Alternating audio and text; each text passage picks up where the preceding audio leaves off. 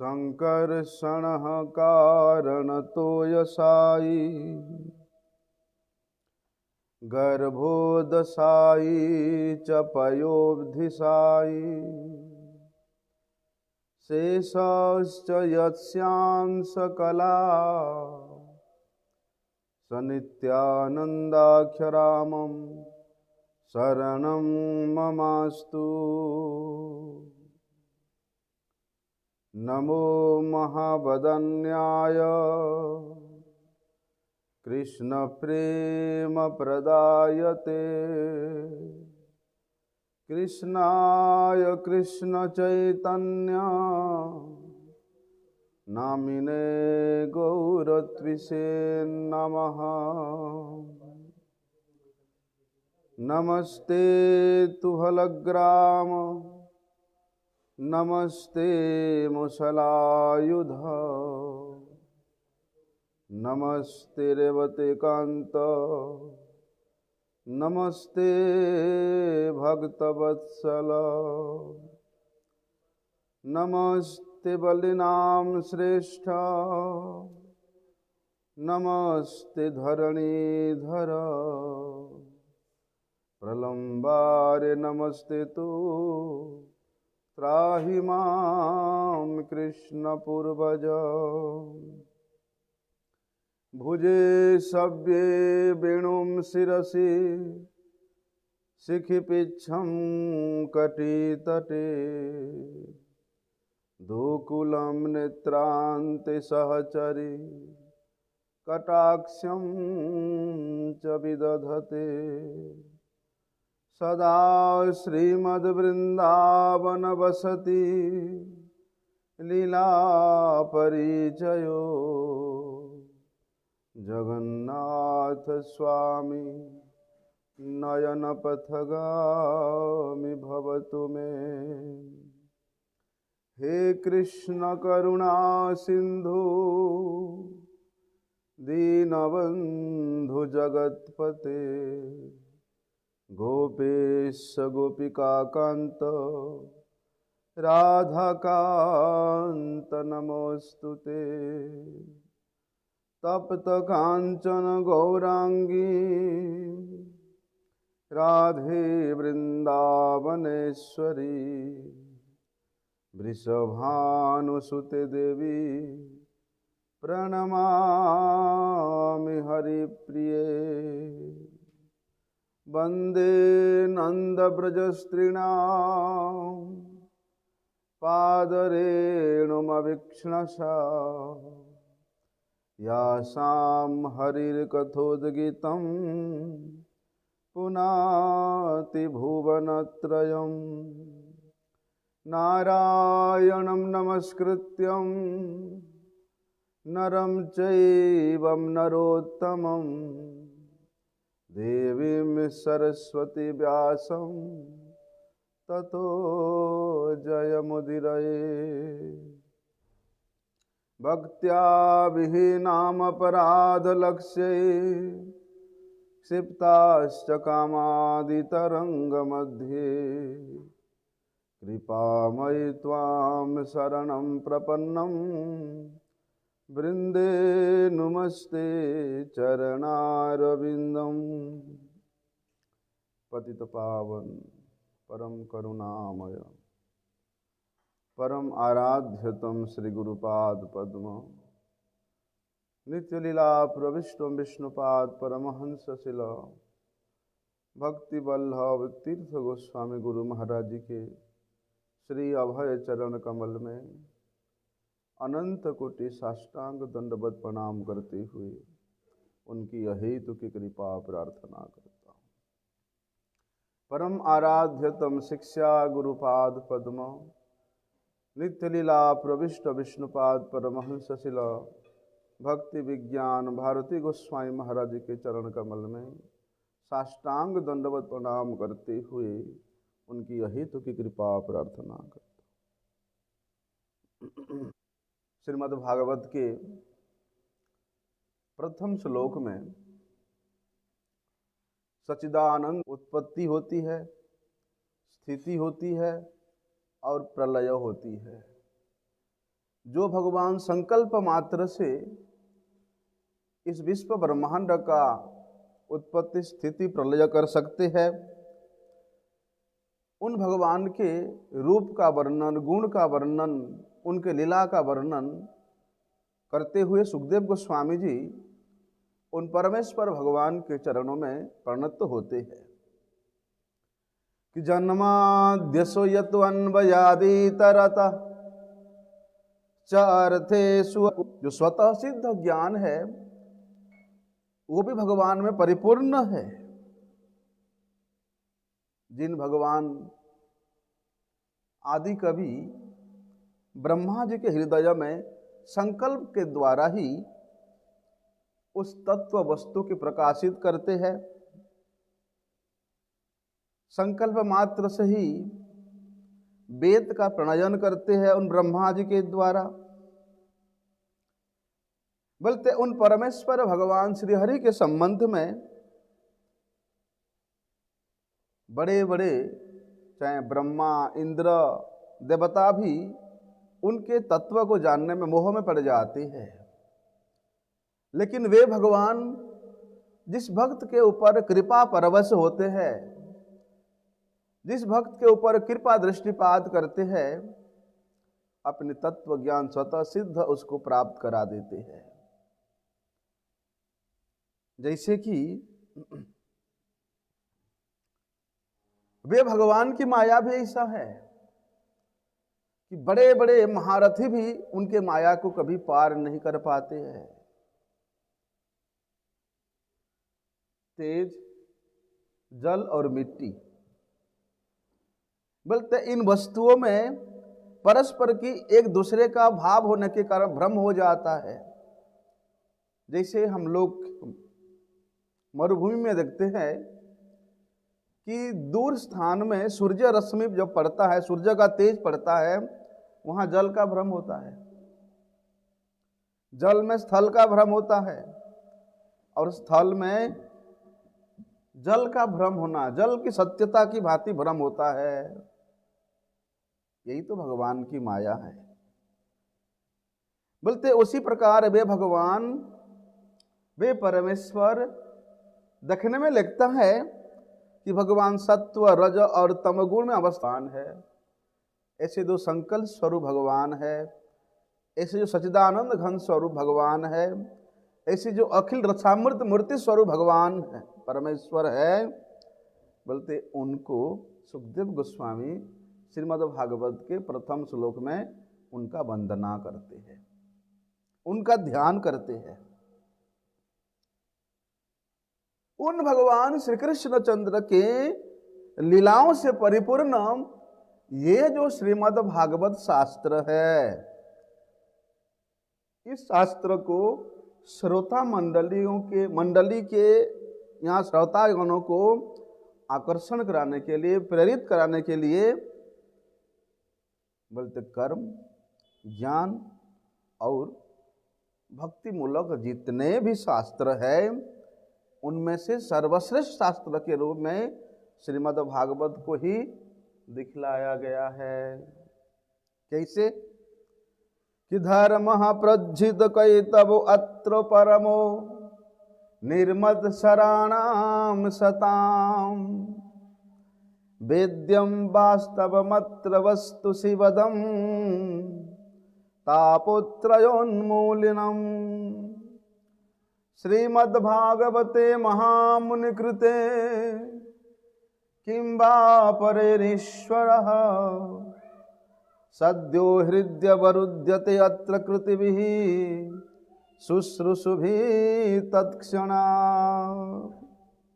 देखिए, ये जो श्रीमद्भागवत है, ये महामुनि नारायण के द्वारा सर्वप्रथम संक्षेप में 4 श्लोक के माध्यम से चतुश्लोकी के रूप में ये श्रीमद् भागवत प्रकाशित और कर्म ज्ञानात्मक जो शास्त्र है, उन समझ शास्त्रों के विषय से श्रीमद् भागवत की बिन कहते हैं। जिस व्यक्ति के हृदय में मत्सरता भाव है, जो व्यक्ति अपने स्वधर्म पालन करते हुए कुछ भौतिक वस्तुओं की कामना करता है या धर्म अर्थ काम सालोक्य आदि जो मुक्तियां हैं उनको प्राप्त करने का इच्छा करता है, ऐसे लोगों के लिए श्रीमद् भागवत रूपी ये कथा नहीं है। क्या है? बोलते श्रीमद् भागवत की तो महाराज अनुशीलन करने मात्र से आध्यात्मिक, आधिदैविक और आधिभौतिक ये तीन प्रकार के जो ताप है ये समूल नष्ट हो जाता है, और ये त्रिताप के मूल कारण जो अविद्या है वो भी समाप्त हो जाते हैं। और जब जीव अविद्याग्रस्त से रहित हो जाता है तब वो फिर परमानंद की अनुभव करता है। जो परमानंद की उस नित्य अविनाशी अद्वय वस्तु, वास्तव नित्य सत्य वस्तु भगवान के पाद पद्मों का अनुभव कराता है। कहते हैं जैसे ही साधक के हृदय में श्रीमद् भागवत श्रवण करने का उत्कंठा जागृत होता है, श्रीमद् भागवत अनुशीलन करने का आरंभ होता है, बोलते उसी क्षण उसी समय से भगवान श्री हरि उस श्रवण इच्छुक साधक के हृदय में आकर के बैठ जाते हैं और वहां अवरुद्ध हो जाते हैं। भगवान उसके हृदय में विराजमान हो जाते हैं। जब केवल श्रीमद् भागवत शास्त्र अनुशीलन करने से, श्रवण करने से हमारा परम लक्ष्य भगवत पाद पद्म की प्राप्ति हो जाती है, यहाँ तक कि भगवान उसके हृदय में आकर अवरुद्ध हो जाते हैं, तो फिर दूसरे किसी शास्त्र की, दूसरे किसी साधन की, दूसरे किसी मार्ग की, दूसरे किसी पथ की अनुशीलन करने का, अनुगमन करने का क्या जरूरत है। इसलिए सभी शास्त्रों में श्रेष्ठ श्रीमद् भागवत का नित्य निरंतर नित्य काल के लिए इसको श्रवण करना चाहिए। वे श्रीमद् भागवत कैसा है उनके स्वरूप बताते हुए सुखदेव गोस्वामी बताते हैं कि निगम कल्प तरोर गलितम फलम सुख मुखादमृत द्रव संजुतम पीवत भागवत रसमालयम मुहुरहो रसिका भुवि भावुकहा। बोलते ये भावुक जनों के लिए पान करने योग्य है। भगवत रस में रसिक जनों के लिए ये रस विशेष है। जो चतुर भक्त है वे क्या करते हैं, उस भागवत के रस विशेष को अपने प्रेम की भावनाओं के द्वारा, भक्ति के भावनाओं के द्वारा पान करते हैं। पान क्यों करते हैं बलविया? बोलते हैं ये वेद रूपी कल्प वृक्ष का परिपक्व फल है। कैसा परिपक्व फल? जो कि परमानंदमय रस से रसित है, और इसमें ना तो छिलका है, ना गुठली है, ना ही कुछ खा करके मुंह से त्याज्य वस्तु, कुछ नहीं है। अत्यंत तरल पदार्थ है, अर्थात जो तरल होता है वही पान करने योग्य होता है। और इतना ही नहीं, सुख मुखामृत द्रव संजुतम, बोलते सुखदेव गोस्वामी जी के मुख से ये निकल करके अपने शिष्य प्रशिष्य क्रम से ये इस पृथ्वी पर अखंड रूप से प्रवाहित हो रहा है, अखंड रूप से अवतीर्ण होकर के यहाँ रसिक जनों के लिए उपलब्ध हो रहा है। इसलिए क्या करना, बोलते जो स्वर्ग के सुख है उसकी अपेक्षा करने वाले जो मुक्त पुरुष है वे भी कभी भी श्रीमद् भागवत की उपेक्षा नहीं करते, भागवत की तिरक्षा नहीं करके क्या करते, नित्य काल इसको पान करते रहते हैं। मुहु रहो रसिका भुवि भावुका, इसको नित्य काल के लिए सेवन करते रहते हैं। ऐसा श्रीमद् भागवत का श्रवण करने का इच्छा हुआ। वहाँ नैमिषारण्य में जो 60,000 ऋषि, शौनकादि ऋषियाँ हरि प्राप्ति हरि तोषण के निमित्त एकत्रित होकर के यज्ञानुष्ठान कर रहे थे।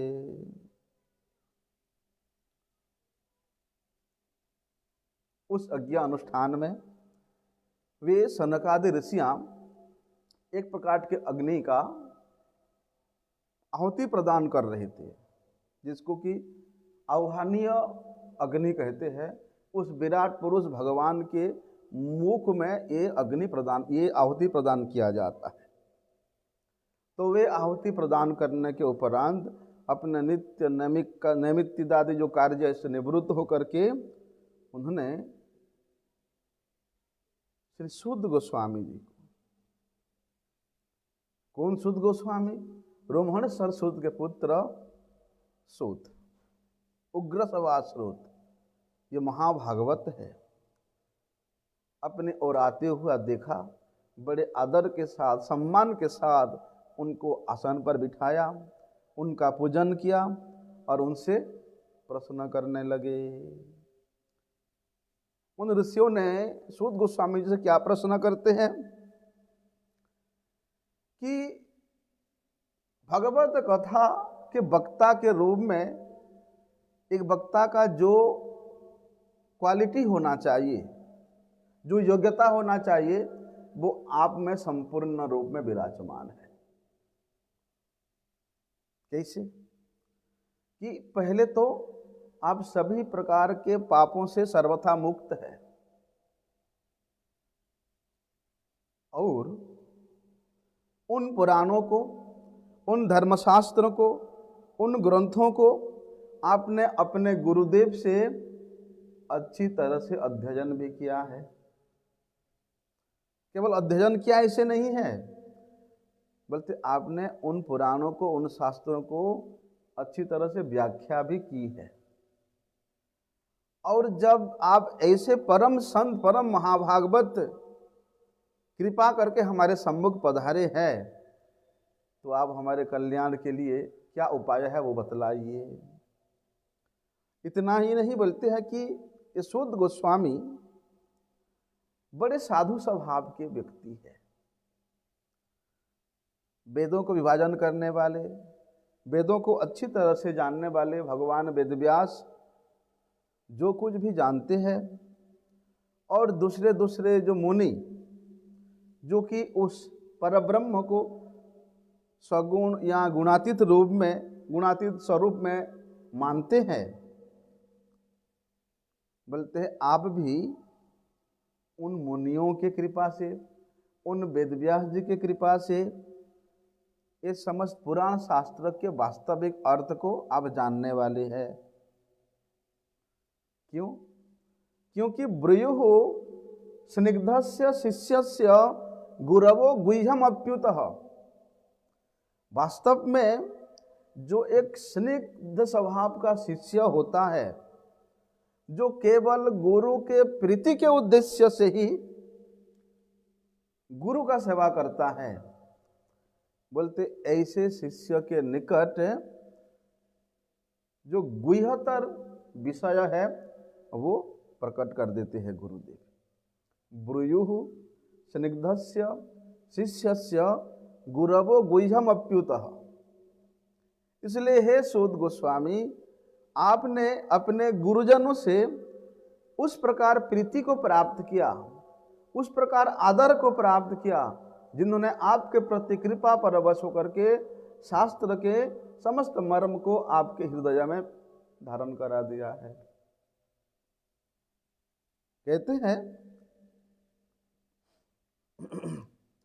उन गुरुजनों के उपदेश के अनुसार आपने उन शास्त्रों को व्याख्या किया है, और आपके व्याख्या में या आपके उपदेश में या आपके कथा में इस कलिहत जीवों के एकांतिक कल्याण का क्या उपाय है, उसका साधन निश्चित हुआ है। जब आप स्वयं हमारे सम्मुख उपस्थित हुए हैं, तो उस परम मंगलमय साधन को आप हमारे समक्ष कहिए, आप हमें बतलाइए,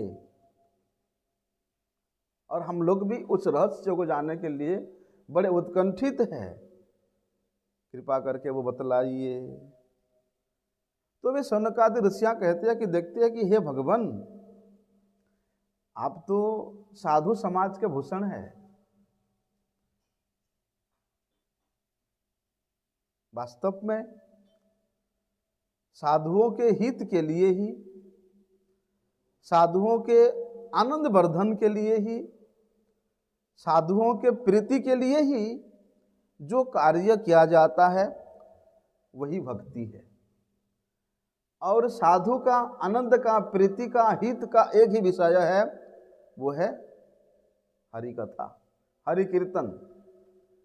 इसलिए उन साधु समाज में उन साधुओं को आप नित्य निरंतर कृष्ण कथा सुनाते हैं, इसलिए आप साधु समाज का भूषण स्वरूप है। और देश काल पात्र को भी आप अच्छी तरह से जानते हैं कि इस कलियुग में प्रायः जितने भी जीव है सबका आयु अति अल्प है। चलो यदि कोई व्यक्ति दीर्घायु हो भी जाता है तो उसका परमार्थ के प्रति कोई चेष्टा नहीं रहता, बोलता और 2-4 साल बच लूं तो पोता पाती को थोड़ा देख लूं। अगर किसी का दीर्घायु भी है तो परमार्थ के लिए, भगवान के भक्ति करने के लिए किसी प्रकार का कोई चेष्टा उसकी नहीं होती है। अर्थात भक्ति के विषय में बड़े आलसी होते हैं। चलो कोई व्यक्ति आलसी नहीं, कोई बड़े निरलस भी है तो उसकी बुद्धि बड़ी मंद होती है। और अगर किसी का सुबुद्धि भी है तो उसका भाग्य बड़ा मंद होता है, उसका भाग्य बड़े मंद होता है। और मंद भाग्य के कारण उसको साधु संघ की प्राप्ति नहीं होती है। और यदि सौभाग्यवशतः किसी को साधु संघ की प्राप्ति हो जाती है फिर तो भैया इस प्रकृति के जो त्रिताप से, बाधाओं से, ऐसे बहुत से कर्म है, जो कर्म की ऐसे बहुत से साधन है,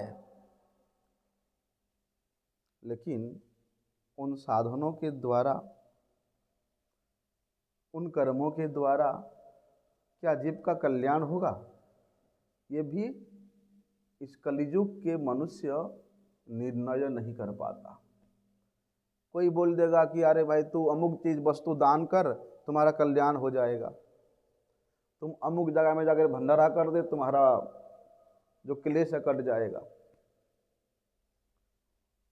वो निर्णय नहीं कर पाता कि वास्तव में इन सब क्रियाओं से उसका कल्याण होगा। उसके बाद भी धर्म भी को बताने वाले भी तो बहुत से शास्त्र हैं। धर्म को भी अनेक शास्त्र, अनेक रूप में बंटवारा कर दिया है। इसलिए वहां वे ऋषियां कहते हैं कि हे विद्वान, हमारे लिए जो सबसे श्रेष्ठ साधन है आप उसको हमारे समक्ष बताइए, जो हमारे लिए पालनीय है, जो हम पालन कर सकते हैं, जिस साधन में हम स्थित हो सकते हैं।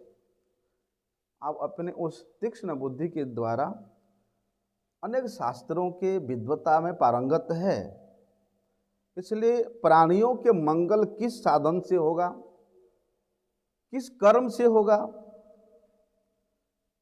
बुद्धि की प्रसन्नता किस क्रिया से होगा, आप कृपा करके अपने सुमधुर वचनों के द्वारा हमें श्रवण कराइए।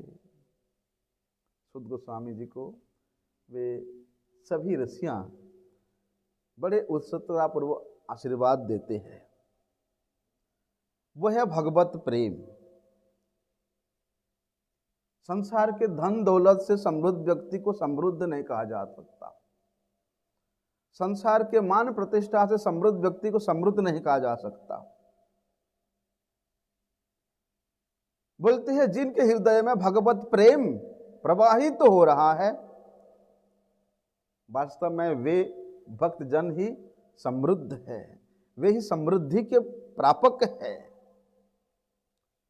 तो भगवान जिन भक्तों को कृपा करके अपनी तत्व का अनुभव कराए हैं, अपनी लीला का अनुभव कराए हैं, बोलते उन भगवान श्री वासुदेव के अवतार लीलाओं को हम सुनना चाहते हैं।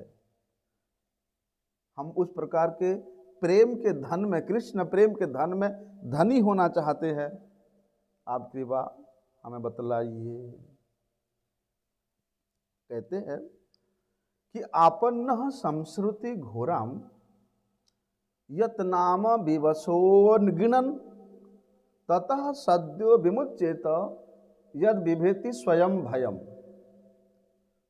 देखिए, भगवान के नाम का वर्णन करते हुए वे सनकादि ऋषियों क्या कह रहे हैं कि ये जन्म और मृत्यु के चक्र में पड़ा हुआ मनुष्य अत्यधिक कष्ट के कारण यदि विवश होकर के भी भगवान के नाम का उच्चारण कर लेता है तो वे तुरंत ये संसार सागर से मुक्त हो जाता है। बोलते जिन भगवान के नामों का प्रभाव इतना अधिक है,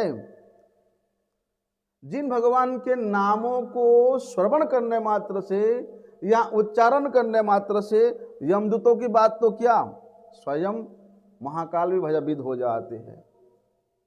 यद विभेति स्वयं भयम। तो उस भगवान के लीला का, उस भगवान के स्वरूप का, उस भगवान के गुण महिमा का वर्णन की महिमा कौन वर्णन कर सकता है, महात्मा कौन वर्णन कर सकता है। इसलिए आप कृपा करके उन भगवान परमेश्वर हरि श्री कृष्ण चंद्र के लीला का वर्णन कीजिए।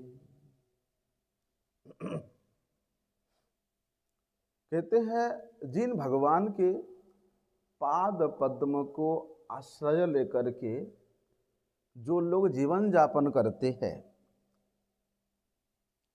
बोलते ऐसे आश्रययुक्त भक्तों का दर्शन करने मात्र से सभी प्रकार की सिद्धि प्राप्त हो जाती है। यद पाद संसर्शया सुत मुनयः प्रश्नम आयानः सद्यः पुनन्ति उपस्पृष्टा सधर्मन्य अनुसेवया।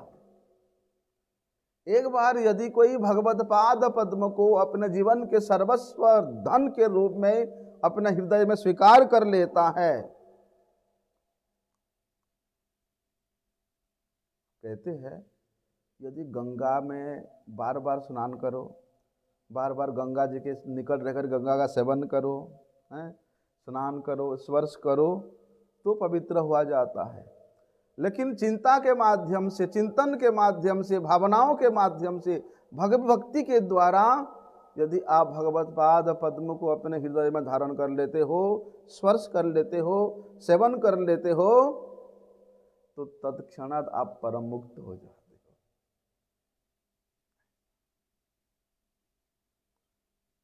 इसलिए तीर्थ यात्रा परिश्रम के जो लीला है, यश है, उसको अवश्य श्रवण करना चाहिए, अवश्य गान करना चाहिए।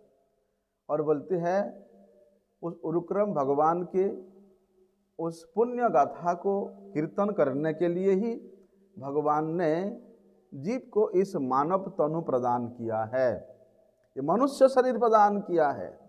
इसलिए मनुष्य शरीर का सर्वप्रथम उद्देश्य, सर्वप्रथम कर्तव्य और सर्वप्रथम लक्ष्य क्या होना चाहिए? भगवान के यशोगान को कीर्तन करना, श्रवण करना, मनन करना। लेकिन भगवान अवतारी है। उन भगवान श्री कृष्ण चंद्र लीलावशतः उनसे अनेक पुरुषावतारों की, अनेक कलावतारों की, अनेक अंशावतारों की, मनमंत्र अवतारों की, आवेशावतारों की उत्पत्ति होती है। नारद जितना देवगण है, ये भगवान के उस सृष्टि रूप लीला का एक महान महान कलाकार है। इसलिए नारद जी ने भगवान के इन लीलाओं का गुणगान करते करते ये समस्त सृष्टि में भ्रमण करते रहते हैं।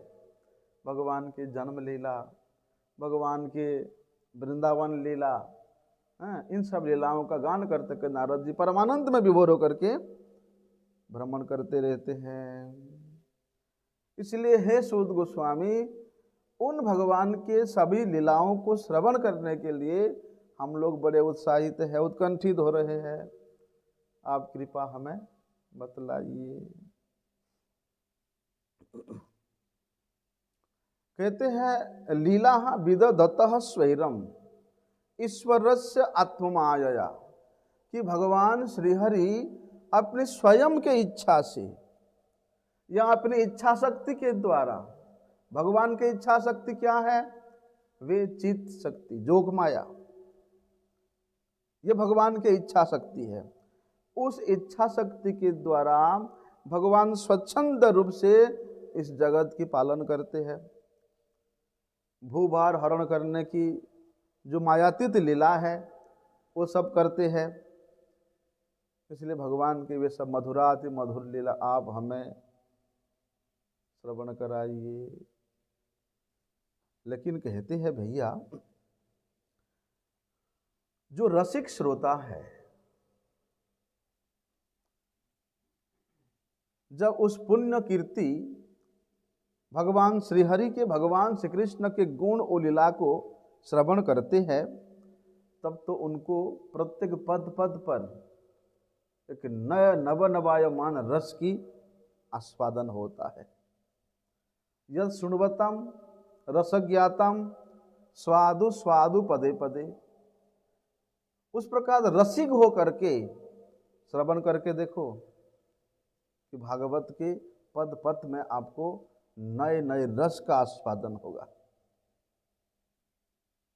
और भगवान श्री कृष्ण की उन अधिक आस्वादन, भगवान श्री कृष्ण की कथा के रस को अधिक आस्वादन करने की आशा से हम लोग कभी तृप्ति नहीं हो रहे हैं। अर्थात उन लीला कथाओं को श्रवण करने से हमारा कौतूहल, हमारा उत्कंठा, हमारा रुचि इतना अधिक बढ़ गया है कि अब तो आपको सुनाना ही पड़ेगा। देखिए, भगवान श्याम सुंदर वे नित्य चिन्मय वस्तु है, वे अपराकृत वस्तु है, वे सचिदानंदमय वस्तु है, वे चिद्घनानंद वस्तु है। लेकिन फिर भी भगवान इस जगत में किस रूप में अवतीर्ण होते हैं? मनुष्याकृति रूप धारण करके अवतीर्ण होते हैं और मनुष्योचित, मनुष्यों के मापी लीलाएं भी करते हैं। और भगवान के ये मनुष्योचित लीलाओं को देख करके, सुन करके इस जगत के जो प्रापंचिक लोग हैं, श्री कृष्ण को एक साधारण मनुष्य के रूप में सोचते हैं, समझते हैं। परंतु भगवान श्री कृष्ण अपनी भगवत्ता को छुपा करके,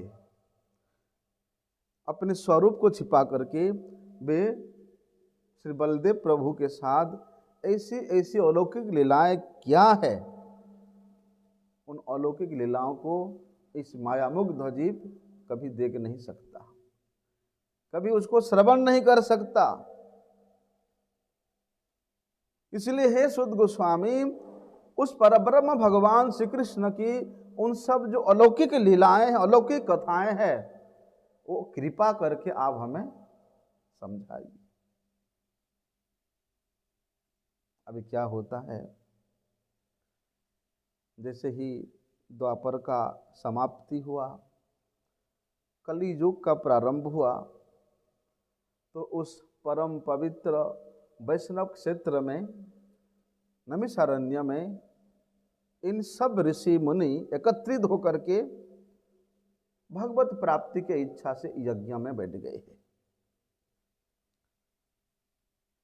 लेकिन सब जब यज्ञवेत्ता पुरुष भगवान श्री कृष्ण के कृपा से सिंचित सूत गोस्वामी जी यहाँ पधार गए हैं, तो यहाँ हरि कथा रूप यज्ञ प्रारंभ हो जाए, हरि कीर्तन रूप यज्ञ प्रारंभ हो गया वहां पर भैया। और बोलते हैं ये जो भागवती कथा है ये क्या है, त्वम न संदर्शितो धात्रा दुस्तरम नीतितीर्षताम कलिम सत्व हरम पुंसाम कर्णधारम इवारनवाम, कि ये भागवती कथा ये मनुष्यों की बल बुद्धि का नाश करने वाला है। कैसी मनुष्यों की? जिस मनुष्य का बुद्धि कली के द्वारा हत हो चुका है। कली जिसके बुद्धि को हरण कर लिया है, ऐसे मंद बुद्धि व्यक्ति के बल बुद्धि को हरण करने वाला, बल बुद्धि को समाप्त करने वाला, ऐसे अनर्थों को नष्ट करने वाला ये भागवती कथा है। लेकिन कहते हैं इस कलिकाल के दुस्तर दुसाध्य ये समुद्र को पार पाना बड़ा ही कठिन है। कुत्ते के पूंछ को पकड़ करके यदि कोई बोले कि हम समुद्र पार कर जाएगा, वो तो केवल उसका कोरी कल्पना मात्र है। इसी प्रकार ये घोर समुद्र को पार पाने के जो इच्छुक लोग हैं उनको एक कर्णधार की आवश्यकता होती है। और भैया इस कली काल रूप घोर समुद्र से पार पाने का इच्छा है तो हम लोगों को उस विधाता ने कर्णधार के रूप में आपको भेज दिया है, शुद्ध गोस्वामी जी को भेज दिया है, गुरुजनों को भेज दिया है, वैष्णवों को भेज दिया है। तो ऐसे कर्णधार को प्राप्त करके भी यदि हम लोग उनका सेवन नहीं किया, उनसे लाभ नहीं लिया, तो हमसे दुर्भागा कौन हो सकता है? बोलते ब्रूहि योगेश्वरे कृष्णे ब्रह्मण्ये धर्म वर्मणि त्वाम काष्टा मधुनोपेते धर्मः कम शरणम गतः।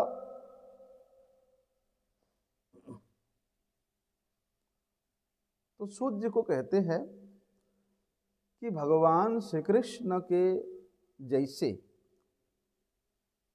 धर्म का रक्षक, ब्राह्मणों को पालन करने वाला और योगेश्वरों को बंधित करने वाला, उन भगवान श्री कृष्ण के नित्य धाम में गमन या भगवान के अंतर्धान रूप जो प्रकट लीला है, उसके बाद ये सनातन धर्म किसके शरण में गया?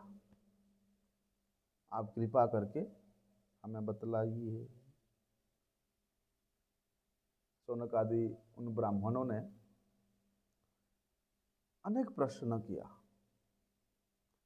और उनके इन प्रश्नों को सुन करके उग्रसभाश्रोत बड़े संतुष्ट होते हैं और उन ऋषियों को उस प्रकार वचनों के द्वारा अभिनंदित करते हैं जिन वचनों से सभी का हित होगा, सभी का कल्याण होगा। क्या कहते हैं कि यम प्रभजन्तम नुपेतमपेत्य कृत्यम देपायन विरह कातर आजुहाव पुत्रेति तन्मयतया तरवो अभिनेदु तम सर्वभूत हृदयम मुनिमानतो अस्मि। उन्होंने सूत गोस्वामी जी ने श्री सुखदेव गोस्वामी जी के उस प्रसंग का वर्णन करते हुए उनके चरणों में प्रणाम करते हैं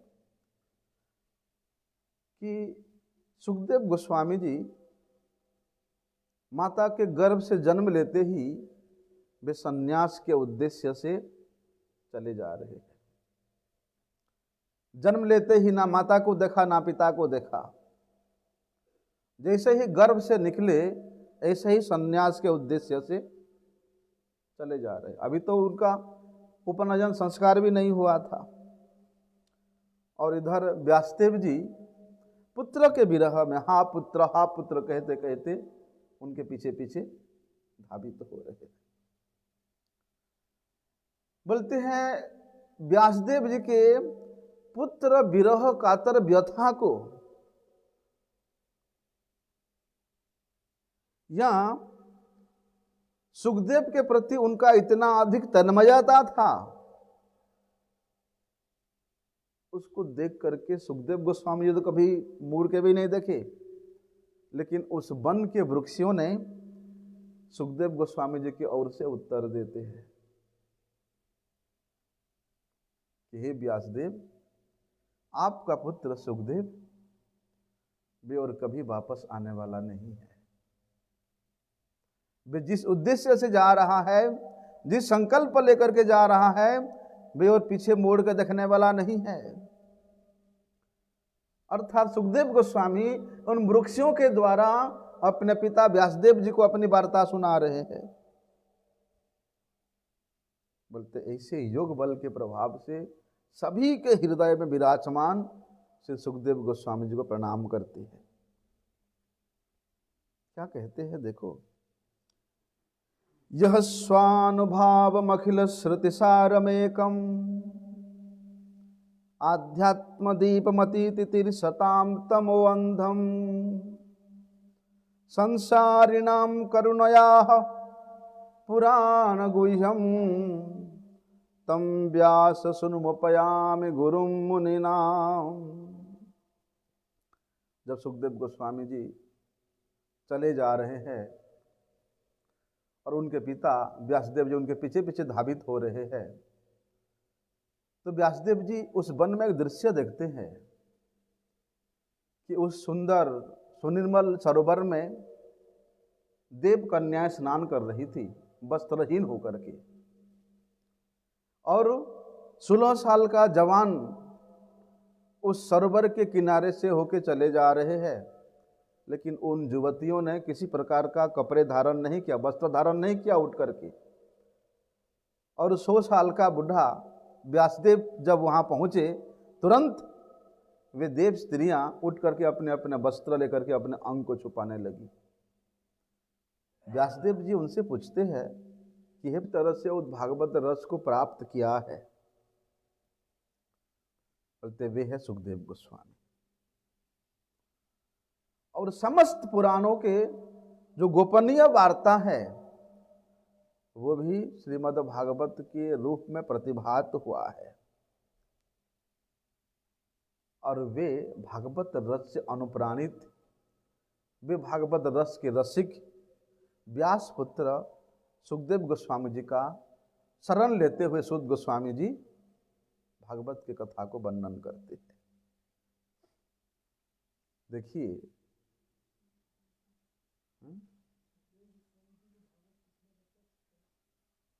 2 दिन पहले तो मैं बुलाया था, सम्यपरास आश्रम में सबसे पहले वेदव्यास जी के द्वारा ही सुखदेव गोस्वामी जी ने भागवत का अध्ययन किया था।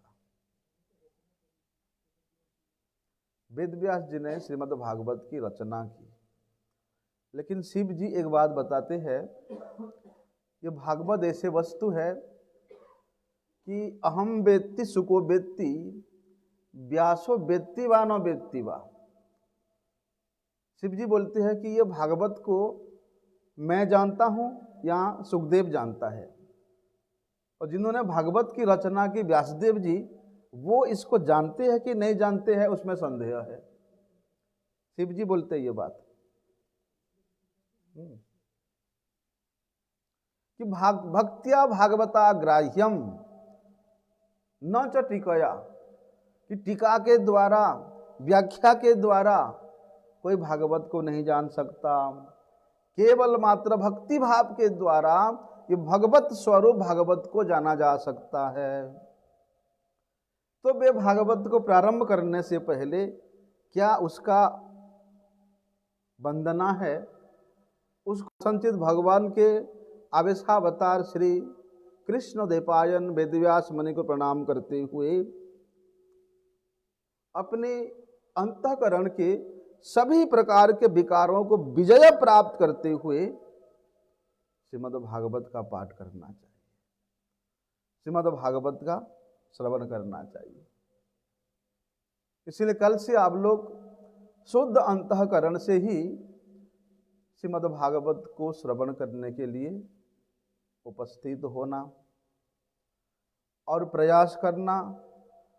जब तक ये भागवत रस माधुरी हमारा चलता रहेगा, आप लोग तब तक किसी से मिथ्या वार्ता ना करें, किसी प्रकार कोई अप्रीतिकर कार्य ना करे, किसी अशुद्धि अवस्था में ना रहे और अत्यंत श्रद्धायुक्त होकर के, भक्ति युक्त होकर के एक भागवत रस को पान करने के लिए आप सभी यहाँ पधारे। कल से इस रस को पान करने के लिए हम लोग भी उद्यत होंगे। वांछा कल्पतरुभ्यश्च कृपा सिंधुभ्येव च पतितानां पावनेभ्यो वैष्णवेभ्यो